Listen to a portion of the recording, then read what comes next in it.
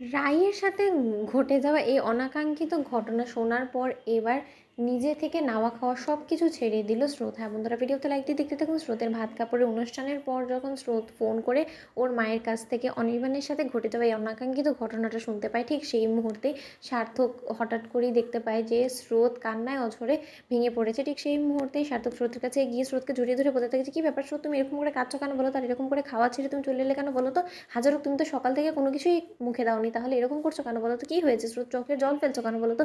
এরকম করে কাঁদলে আর যাই হোক না কেন আমি তো কোনো মতে বুঝতে পারবো না তোমার কি হয়েছে। তোমার কি বাড়ির জন্য মন খারাপ করছে? তাহলে বরঞ্চ চলো আমি তোমাকে একবার না হয় তোমার বাড়ির লোকেদের সাথে দেখা করে নিয়ে আসি। ওদিকে কথা বলা মাত্র স্রোত বলতে থাকে যে, স্যার অনির্বাণ দাকে পুলিশ গ্রেফতার করেছে। কথা শোনা মাত্র সার্থক চমকে এসে বলতে থাকে যে, কী সব তুমি ভুলভাল বলছো বলো তো?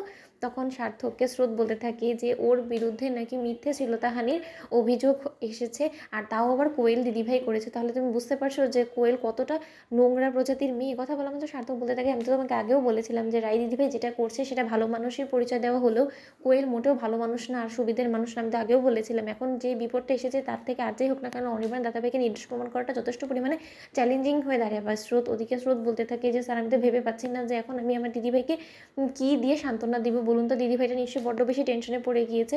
এই কথা বলা মাত্র সার্থক বলতে থাকে যে, দেখো স্রোত, আর যাই হোক না কেন আমাদের বাড়িতে আজকে যথেষ্ট পরিমাণে গেস্ট আছে, পাড়া প্রতিবেশী থেকে শুরু করে সকলেই আছে, তাদের মুখে এরকম কোনো নোংরা কথাবার্তা উঠুক আমি সেটা মোটেও চাই না। তাই আর যাই হোক না কেন তোমাকে অন্তত এই সিচুয়েশনটাকে বড্ড বেশি কেয়ারের সাথে হ্যান্ডেল করতে হবে। তাই আমি তোমার কাছে হাত জোর করে অনুরোধ করছি, প্লিজ আমাদের ভাত কাপড়ের অনুষ্ঠানটা ভালো ভালো উতরে যেতে দাও, তারপরে আমাদের রিসেপশনটা হয়ে যাক, তারপর না আমরা এই বিষয় নিয়ে ভাববো। দেখি কথা বলা মাত্র স্রোত বলতে থাকে যে, স্যার আমার পক্ষে তা সম্ভব হচ্ছে না। আমি এই খবরটা শোনার পর আমি কী করে আমাদের রিসেপশন পার্টিটা অ্যাটেন্ড করবো আপনি বলুন? এই কথা বলা মাত্র সার্থক বলতে থাকে যে, তার থেকেও আগে তোমাকে সুস্থ থাকতে হবে। সুস্থ থাকার জন্য তোমাকে নাওয়া খাওয়া ছেড়ে দিলে কিন্তু মোটেও চলবে না। তাই আমি তোমাকে বলছি লক্ষ্মীর মেয়ের মতন ভাতটা খেয়ে নাও। তখন স্রোত যখন জেদ করে বলতে থাকে যে, স্যার আমার গলা দিয়ে নামবেন, আপনি প্লিজ আমাকে এই অনুরোধটা অন্তত করবেন না। এই কথা বলা মাত্র সার্থক বলতে থাকে যে, ঠিক আছে তুমি খেতে পারবে না, তাহলে আমি একটা কাজ করি, আমি তোমাকে খাইয়ে দিচ্ছি। ওদিকে স্রোতের জেদের কাছে এক পর্যায়ে হার মেনে সার্থক নিজে থেকেই স্রোতকে যখন খাইয়ে দিতে থাকে, ঠিক সেই মুহূর্তে আড়ালে দাঁড়িয়ে সার্থকের বাবা এই সিনটা দেখে বলতে থাকে যে, সত্যকার অর্থে আমি ঠিক মানুষটাকেই ঠিক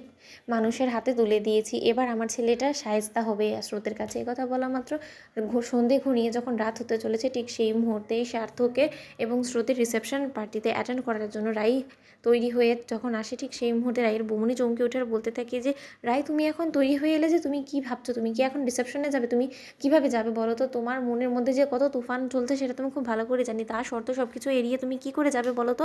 তখন রাই বলতে থাকে যে, বমুনি তুমি আমাকে নিয়ে টেনশন করো না, তুমি বলো যে রিসেপশন পার্টিতে সেই তত্ত্বগুলো যেগুলো রেডি করে রেখেছি সেগুলো নিয়ে যাওয়ার ব্যবস্থা করো। তো বন্ধুরা, ভিডিওটি ভালো লেগে থাকলে অবশ্যই লাইক কমেন্ট শেয়ার করে সাবস্ক্রাইব করতে ভুলো না।